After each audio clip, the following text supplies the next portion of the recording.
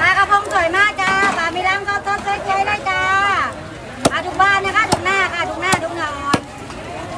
เลือกได้จ้าคนดีนี่นะก็เดี๋ยวขอบคุณนะคะเอาอะไรดีจ้าเดี๋ยวทำกินให้ก็ได้จ้าคนดีมันตัวใหญ่แรงนี่ไหมคะทำกินให้เลย ต้องฝักเดียวเลย ไงรับเดี๋ยวเล่นอยู่เล่นอยู่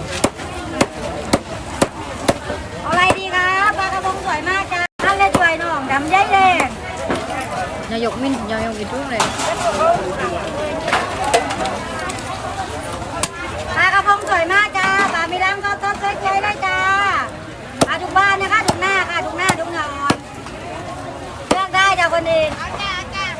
นี่นะก็เดี๋ยวขอบคุณนะคะเอาอะไรดีจ้าเดี๋ยวทำกินให้ก็ได้จ้าคนดีมันตัวใหญ่แรงนี่ไหมคะทำกินให้เลย ต้องฝักเดียวเลย ไงรับเดี๋ยวเล่นอยู่